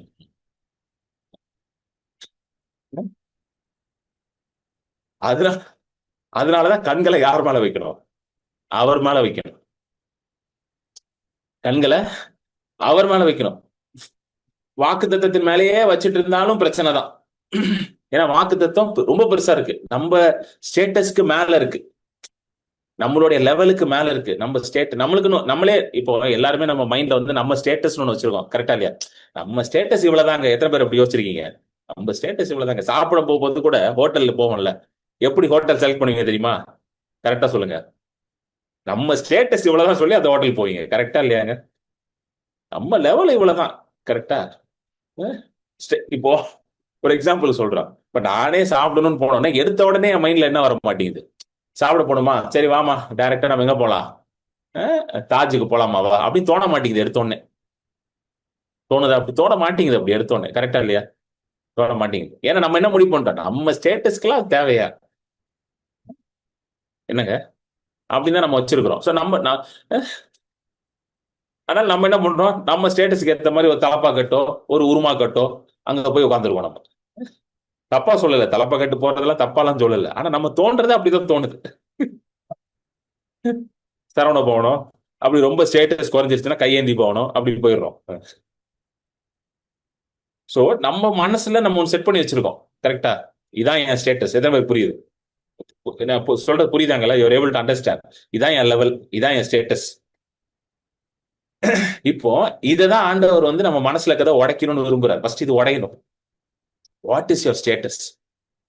என் ஸ்டேட்டஸ் என்னது? இது வந்து உடைங்கன்றார் ஆண்டவர். நீனா ஒரு கற்பனை கோட்டை கட்டி வச்சிருக்க பத்தியா, இதுதான் என் லெவல், இதுதான் என் ஸ்டேட்டஸ். அதை முதல்ல உடை. அதை எப்படி நம்ம உடைக்கிறது? முதல்ல ஆண்டவர் சொல்ற காரியத்திற்கு ஆமேன்னு சொல்ல பழகிக்கொள்ளணும். ஹalleluya. ஆண்டவர் சொல்ற காரியத்திற்கு ஆமேன்னு சொல்ல பழகிக்கொள்ளணும். அட்லீஸ்ட் ஆமேனாவது சொல்லுன்றார் ஆண்டவர். அட்லீஸ்ட் ஆமேனாவது சொல்லியா, நீ வந்து பெருசா எதையும் ஒண்ணு கழட்ட வேண்டாம், ஆமேனாவது சொல்லு அப்படின்றார். ஆனா அதையே நம்ம சொல்ல மாட்டோம். பெருசா நீ ஒண்ணு சாதிச்சிட வேண்டாம், முதல்ல ஆமேன்னு சொல்லு, ஆமா ஆண்டவரேன்னு சொல்லு, நம்புற ஆண்டவரேன்னு சொல்லு, அட்லீஸ்ட் இதையாவது வாய்த்தன்னு சொல்லு. இதை சொன்னா அடுத்த லெவலுக்கு மூவ் பண்ணுவார் ஆண்டவர். புரியுதுங்களா? எத்தனை பேர் புரியுது? எத்தனை பேர் புரியுது? ஹalleluya. glory to god. hallelujah.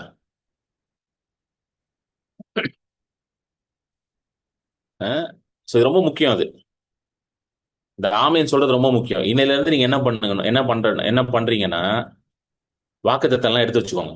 சரிங்களா? நம்ம வாக்குத்தத்தத்தை பத்தி நிறைய பார்க்க போறோம். ஒரு சின்ன எக்ஸசைஸ் மாதிரி உங்களுக்கு கொடுக்குறேன். எல்லா வாக்குத்தத்தை எடுத்து வச்சுக்கோங்க. சரிங்களா? இத்தனை வருஷம் நிறைய கொடுத்துருப்பார்ல ஆண்டவர். இதான் ஹோம்ஒர்க் உங்க எல்லாருக்குமே தான். எல்லாத்தையும் எடுத்து வைங்க. எடுத்துட்டு கம்பைல் பண்ணுங்க. கம்பைல்னா எல்லாம் அப்படி இப்படி இருக்கும், அங்கங்க கிடக்கும். தூக்கி நீட்டா ஒரு நோட்ல எழுதுங்க. எத்தனை பேர் செய்ய போறீங்க? இதை நீட்டா எழுதுங்க நோட்ல. எத்தனை வருஷம் நிறைய காரியங்கள் பேசியிருக்காருல ஆண்டவர் உங்களுக்கு. இத்தனை வருஷமா நிறைய பேசியிருக்காருல்ல. மூட்டை மூட்டையா வாக்குத்தத்தம் இருக்குல்ல நம்ம கிட்ட. எல்லாத்தையும் எடுங்க, எடுத்து எழுதுங்க, நீட்டா எழுதி நோட்டு போடுங்க. அதுக்குன்னு ஒரு இப்ப லீவ் நாட்கள் தான், இந்த பொங்கல் லீவ் தான். சரிங்களா? ஸோ அழகா நீட்டா எழுதுங்க. இல்லை சில பேருக்கு ஆஃபீஸ் லீவா இருக்கும், இதா இருந்துச்சுன்னா எழுதுங்க, நீட்டா எழுதுங்க.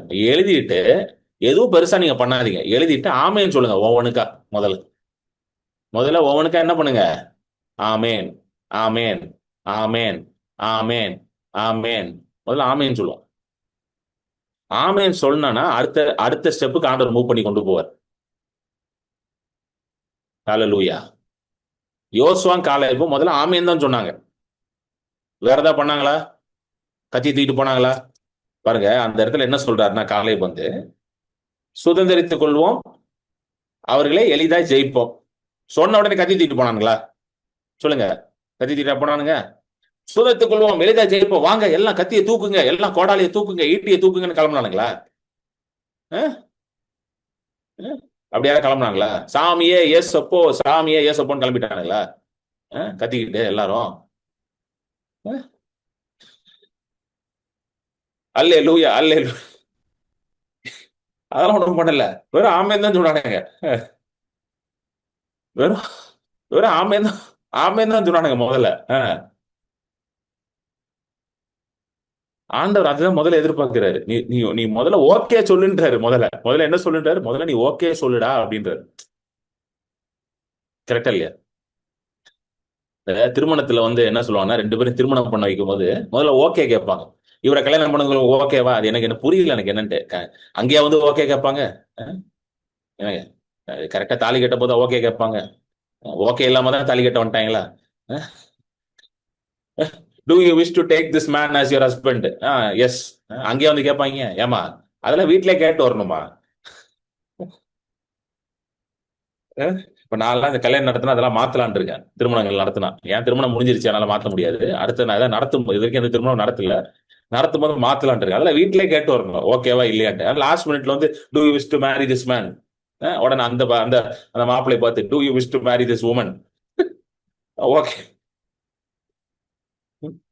எல்லாம் பிரியாணிக்கெல்லாம் ஆர்டர் கொடுத்து எல்லாம் பண்ண பிறகு ஓகே கேட்பீங்க. புரியுதுங்களா? அந்த மாதிரி ஒரு எக்ஸாம்பிள் சொல்றேன். சோ திருமணத்திலயும் முதல்ல என்ன கேக்குறாங்க?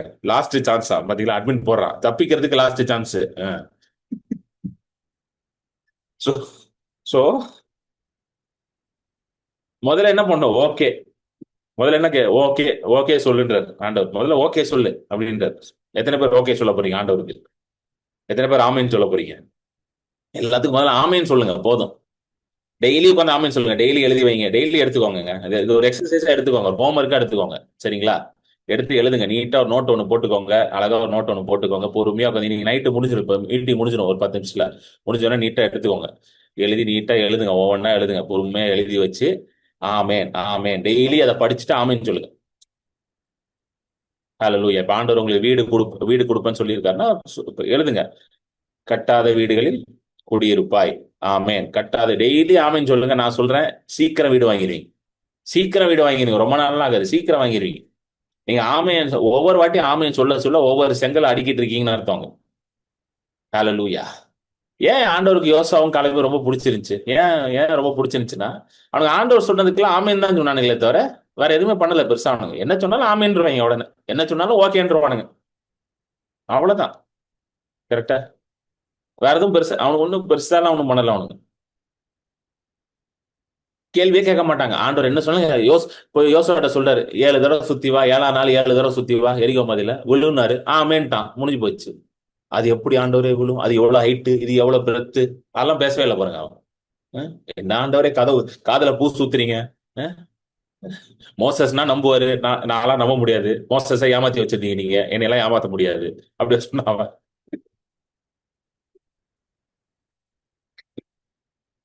புரியுதுங்களா?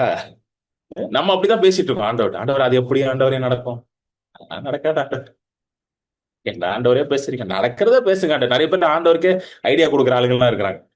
நடக்கிறத பேசுங்க. நான் ஒண்ணு சொல்றேன் ஆண்டவரே, நான் ஒண்ணு சொல்றேன் ஆண்டவர், அதை கேளுங்க ஆண்டவரே.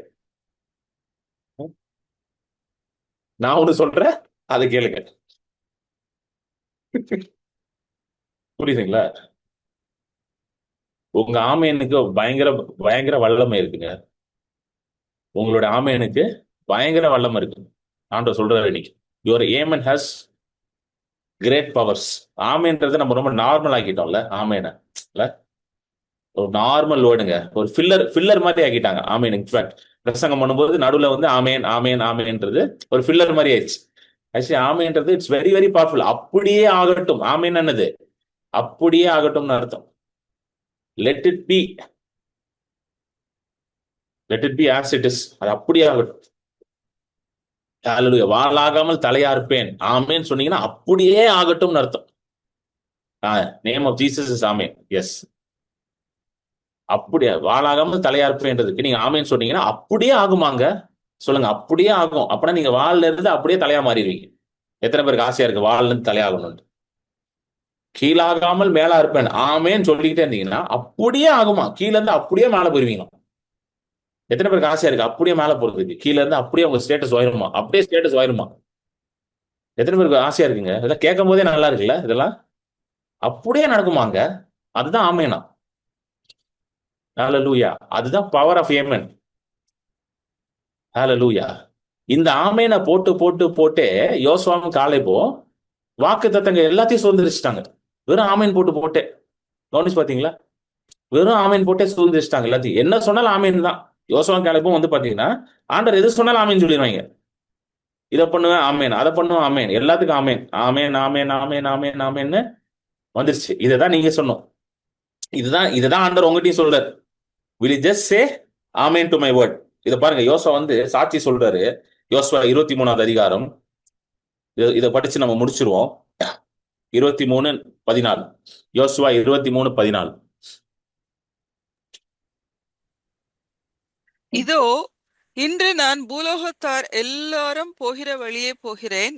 உங்கள் தேவனாகிய கர்த்தர் உங்களுக்காக சொன்ன நல் வார்த்தைகளில் எல்லாம் ஒரு வார்த்தையும் தவறி போகவில்லை என்பதை உங்கள் முழு இருதயத்தாலும் உங்கள் முழு ஆத்மாவாலும் அறிந்திருக்கிறீர்கள். அவைகள் எல்லாம் உங்களுக்கு நிறைவேறிற்று. அவைகளில் ஒரு வார்த்தையும் தவறி போகவில்லை. ஹalleluya. சொல்லுங்க, ஒரு வார்த்தையும் தவறி போகாது. ஹalleluya. Before I leave the earth, இந்த உலகத்தை விட்டு நான் பிரிந்து போறதுக்கு முன்பதாக ஆண்டவர் உரைத்த வாக்கு தத்தங்கள், வார்த்தைகள் ஒன்று கூட தவறி போகாது. Hallelujah. Not even one promise shall fail. Everything that is concerning me will come to pass. Not one word will fail. சொல்லுவோமா? நான் இந்த உலகத்தை விட்டு போறதுக்கு முன்னாடி எல்லா வாக்கு தத்தமும் நிறைவேறும் என் வாழ்க்கையில். ஆண்டவர் சொன்ன எல்லா வார்த்தைகளும் நிறைவேறும். Hallelujah. Hallelujah. Hallelujah. Hallelujah. Thank you, Jesus. நன்றி ஆண்டவர். எத்தனை பேர் விசுவாசிக்கிறீங்க ஏதோ உன் வாழ்க்கையில் நடக்க போகுதுன்னு? இதுக்கு ஒரு ஆமேன் சொல்லுவோமா? இதுக்கு ஒரு ஆமேன் சொல்லுவோம் முதல்ல. ஆமேன். யோசுவா 23:14 நான் ஆமேன் சொல்லுகிறேன். ஹalleluya. Hallelujah. ஆமேன் சொல்லுகிறேன். நான் ஆமேன் சொல்லுகிறேன். ஹalleluya. உன் தேவனாகிய கர்த்தர் உங்களுக்கு சொன்ன நல்வார்த்தைகளில் எல்லாம், மண் வார்த்தைகளில் எல்லாம் ஒரு வார்த்தையும் தவறி போகவில்லை என்பதை உங்கள் முழு இருதயத்தாலும் உங்கள் முழு ஆத்மாவாலும் அறிந்திருக்கிறீர்கள். அவைகள் எல்லாம் உங்களுக்கு நிறைவேறிற்று. அவைகளில் ஒரு வார்த்தையும் தவறி போகவில்லை. இதற்கு ஆமேன் சொல்லுவோம் நம்ம முதல்ல. ஒரு வார்த்தையும் தவறி போகாது. எல்லாம் நிறைவேறும், எல்லாம் நிறைவேறும், எல்லாம் நிறைவேறும், எல்லாம் நிறைவேறும், எல்லாம் நிறைவேறும். ஹalleluya. எல்லாம் நிறைவேறும். Thank you Jesus. Hallelujah. ஏன்னா வாக்கு பண்ணினவர் உண்மை உள்ளவர். The one who promised is faithful. அவர் எப்பொழுதும் உண்மை உள்ளவர் தான். பவுல் எழுதுறார், நாம் உண்மையற்றவர்களா இருந்தாலும் அவர் உண்மை உள்ளவரா இருக்கிறார். Though we are faithless, he is always faithful. Hallelujah. எல்லாம் நிறைவேறும். ஒன்று கூட தவறி போகவில்லை, ஒன்று கூட நிறைவேறாமல் போகவில்லை. எல்லாம் நிறைவேறும். ஆமென். Thank you Jesus. Hallelujah. நம்ம ஜெபிப்போம். ஆண்டவரே நன்றி செலுத்துகிறோம். நன்றி அப்பா, நன்றி பிதாவே, ஸ்தோத்திரம் ஆண்டவரே. ஆண்டவரே அப்பா, நான் விசுவாசிக்கிறேன் ஆண்டவரே. எல்லா வாக்கு தத்துவமும் இயேசு கிறிஸ்துக்குள்ள ஆமென்றும் ஆமேன் என்றும் இருப்பதற்காக நன்றி அப்பா. இங்க இருக்கிற ஒவ்வொருத்தருக்கும் நீங்க விசேஷமான வாக்கு தத்தங்களை கொடுத்திருக்கிறீங்க. You have given them specific promises, special promises. ஒவ்வொருத்தருக்கும் விசேஷமான வாக்கு தத்தங்களை கொடுத்திருக்கிறீங்க. ஹalleluya. Hallelujah. Thank you Lord. அது எல்லாம் நிறைவேற போகிறதப்பா ஆண்டவரே. இன்றையிலிருந்து ஆண்டவரே அது எல்லாற்றுக்கும் ஆண்டவரே அவர்கள் ஆமேன் சொல்வதாக, ஆமேன் சொல்வதாக, ஆமேன் சொல்வதாக. Let them say amen to every promise. அந்த விசுவாசத்தை கொடுங்கப்பா, அந்த விசுவாசத்தை கொடுங்க. ஏன்னா சில நேரம் அந்த ஆமீன் சொல்றதுக்கே நமக்கு வர மாட்டேங்க. வாக்கு தத்தத்தை பார்த்து ஆமீன் சொல்றதுக்கே நமக்கு பயமா இருக்கு சில நேரம் இல்ல. எப்படி இதுக்கு ஆமீன் சொல்றது? இதற்கு எப்படி நான் வந்து ஆமீன் சொல்றது? இதை எப்படி நான் ஏற்றுக்கொள்வது? இது ரொம்ப பெருசா இருக்கே, இது எப்படி நடக்கும்ன்ற அந்த பயத்திலே நம்ம ஆமீன் சொல்ல மாட்டோம். ஆனா கர்த்தர் சொல்கிறாரு, நான் வாக்கு தத்தம் பண்ணியிருக்கிறேன், நான் உனக்கு வாக்கு கொடுத்திருக்கிறேன்னா நான் அதை நிறைவேற்றுவேன். ஹalleluya. ஆகையால் நீங்க ஆமீன் மட்டும் தான் சொல்லணும். ஆமேன் சொல்ல சொல்ல சொல்ல சொல்ல கர்த்தர் நிறைவேற்றுவதை நீங்க பார்ப்பீங்க. கர்த்தர் அதை நிறைவேற்றதை நீங்க உங்க கண்கூடா பார்க்க போறீங்க. ஹalleluya. ரெஹெனெமே ஷிகனமா லேகேதிகனமா. Thank you Jesus. நன்றி ஆண்டவரே. நன்றி செலுத்துகிறேன், நன்றி செலுத்துகிறேன், நன்றி செலுத்துகிறேன், நன்றி செலுத்துகிறேன், நன்றி செலுத்துகிறேன். ஹalleluya. Hallelujah. Glory to God. Thank you Jesus. Hallelujah. இன்றையிலிருந்து ஒவ்வொரு நாளும் நீங்க ஆமேன் மட்டும் தாங்க சொல்ல போறீங்க. ஆமேன் தவிர வேற எதுவும் வரக்கூடாது. எல்லா வாக்கு தத்தத்தை பார்த்து ஆமேன் மட்டும் தான் சொல்ல போறீங்க. நீங்க ஆமேன் மட்டும் தான் சொல்ல போறீங்க. அது எப்படி நடக்கும், எப்ப நடக்கும், யார் மூலமா நடக்கும், இது சாத்தியமா அப்படின்ற அந்த அவச்சொல்கள் உங்க வாயிலிருந்து வரக்கூடாது. அந்த அவிசுவாச வார்த்தைகள் உங்க வாயிலிருந்து வரக்கூடாது. ஹalleluya. விசுவாசத்தினால ஆமென் மட்டும் தான் நீங்க சொல்லணும். ஹalleluya. அதற்கான விசுவாசம் உண்டாவதாக இயேசுவின் நாமத்துல. ஹalleluya. எல்லா வாக்குத்தத்தத்தையும் பெற்றுக்கொள்வதற்கான விசுவாசம் உண்டாவதாக இயேசுவின் நாமத்துல. அது எப்படி நடக்கும் என்பது என்னுடைய புத்திக்கு அப்பாற்பட்டதாக இருக்கிறது. அது எப்படி நிறைவேறும் என்பது எனக்கு என்னோட புரிதலுக்கு அப்பாற்பட்டதா இருக்குது. ஆனா அது நிச்சயமா நடக்கும், நிச்சயமா நிறைவேறும் என்பதை நான் விசுவாசிக்கிறேன். அதற்கு நான் ஆமீன் சொல்லுகிறேன். I speak amen to that. I speak amen to that. Hallelujah. Hallelujah. Thank you, Jesus. Thank you, Jesus. Hallelujah. இப்போ கர்த்தருடைய பந்தியில் நம்ம பங்கேற்க போகிறோம். We are going to take part in the Lord's table. Hallelujah. அதற்கு முன்பதாக கர்த்தருக்காக காணிக்கை கொடுக்கிற நேரம். ஸோ உங்க காணிக்கைகளை இந்த வழிகள் மூலமாக நீங்க கொடுக்கலாம். ஸோ காணிக்கை கொடுக்கும் பொழுதும் நம்ம என்ன சொல்றோம்னா, கர்த்தர் தான் என் ஆதாரம். காணிக்கை கொடுக்கறதே ஒரு ஆமேன் தாங்க. நான் என் வாழ்க்கையில் அதை பார்த்திருக்கேன். ஒவ்வொரு தடவை நான் காணிக்கை கொடுக்கும் போது சொல்லுவேன், ஆண்டவரே நீர் தான் என் ஆதாரம், ஆகையால் நான் இந்த காணிக்கை கொடுக்கிறேன். நீர் தான் என்னை போஷிக்கிறீர், ஆகையால் நான் இந்த காணிக்கை கொடுக்கிறேன். Hallelujah. I am giving because you are my source. Hallelujah. I am giving because you are my provider. Amen. So நம்ம காணிக்கை கொடுக்கிறது மூலமாக கர்த்தரை கனம் பண்றோம். When you are giving, you are honoring the Lord, your God. அவரோட வார்த்தையை கனம் பண்ணிக்கிறோம். We are honoring the word of God. Amen. So இந்த ஊழியத்தின் மூலமாக நீங்க ஆசீர்வதிக்கப்பட்டிருக்கிறீங்க. கர்த்தரை கனம் பண்ண விரும்புறீங்க. நீங்க இந்த வழிகளை யூஸ் பண்ணி காணிக்கை கொடுக்கலாம். வேதத்துல எழுதியிருக்குது, நீதிமொழிகள் 3வது அதிகாரத்துல, உன்னோட எல்லா பொருளாலும் முதற் பலனாலும் கர்த்தரை கனம் பண்ணு, அப்பொழுது உன்னுடைய பண்டசாலைகள் நிரம்பிருக்கும், பூரணமா இருக்கும், உன்னுடைய ஆலைகள்ல புதிய திராட்சரசம் புரண்டோடும். சோ உங்களை ஆசீர்வதிக்கிறேன். உங்களுடைய பண்டசாலைகள் எல்லாம் நிரம்பி இருக்கும், புதிய திராட்சரசம் புரண்டோடும் என்று உங்களை ஆசீர்வதிக்கிறேன். ஸோ கொடுக்கறதுக்கான வழிகள் உங்களுக்கு முன்பதாக இருக்கிறது. நீங்க ஸ்கேன் பண்ணி கூகுள் பே, ஃபோன்பே, பேடிஎம், மற்ற யூபிஐ மூலமா கொடுக்கலாம். என்னுடைய யூபிஐ மொபைல் நம்பர் 9884160264. இல்லைனா பேங்க் அக்கௌண்ட் டீடைல்ஸ் உங்க முன்பதாக இருக்கு. நேம் கிரண் பால் சேஜே, account number 021201584236, IFSC code ICIC 00000212, account type savings, bank ICICI bank limited, branch Chennai Santhome. Amen. நீங்க கொடுக்கறதுனால கர்த்தருடைய ஊழியம் மென்மேலும் வளருது. அநேக இடங்களுக்கு சுவிசேஷம் செல்வதற்கான வாசல்கள் திறக்குது. ஆமென். ஸோ நீங்க கொடுக்குற ஒவ்வொரு காணிக்கையும் கர்த்தரோட ஊழியத்திற்கு பயன்படுத்தப்படுகிறது. ஸோ வெளிநாட்டிலேருந்து கொடுக்குறவங்களும் நீங்க இந்த பேங்க் அக்கௌண்ட் டீடைல்ஸ்க்கு டைரக்டா அனுப்பலாம். ஸோ வெளிநாட்டிலேருந்து வேற அக்கௌண்ட்லேருந்து அனுப்புறீங்கன்னா, உங்களுக்கு எப்படி கொடுக்கணும்னு தெரியலன்னா என்னை கான்டாக்ட் பண்ணுங்க. உங்களுக்கு நான் அதற்கான டீடைல்ஸ் உங்களுக்கு கொடுக்குறேன். ஆமென். ஸோ நீங்க கொடுக்கறது மூலமா கர்த்தரை கனம் பண்றீங்க. எப்பொழுதும் ஒரு விஷயம் ஞாபகம் வச்சுக்கணும், when we give we honor the Lord. ஆமென். கொடுக்கறது கர்த்தருக்கு பிரியமா இருக்குது. காணிக்கை கொடுக்கறது கர்த்தருக்கு பிரியமா இருக்கு. ஸோ கொடுக்க கர்த்தர் நமக்கு பெரிய அறுவடையை கொடுத்து கொண்டே இருப்பார். As we give, God gives the harvest. நாம் விதைக்கும் போது கர்த்தர் அறுவடை கொடுக்கிறார்.